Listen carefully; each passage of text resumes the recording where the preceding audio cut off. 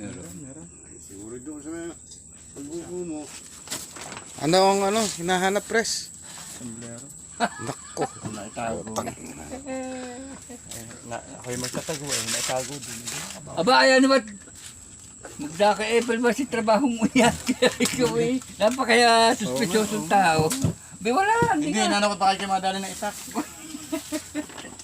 Ayan ho, hinahanap ang sombrero. Ayan, makakita rin. Kararating ko lang, baka ako pa ang mapagbintangan. Hindi naman ako palabintang.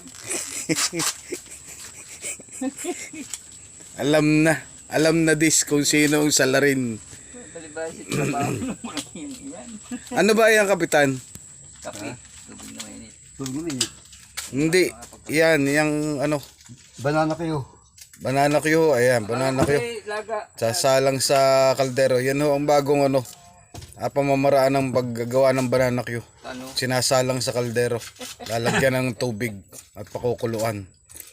Lintik ng galing talaga ni kapitan. Sige, pero magaling. Kataba talaga ng utak. Yan. Yan ang bagong banana kayo ngayon. Yan, bagong banana Q. Mga kabataan, yan ho ang mamanahin ninyo kay kapitan. Ha? Ang tamang pamamaraan ng paggawa ng banana Q. Yan, pinuno na. Para ikang banana kayo yan.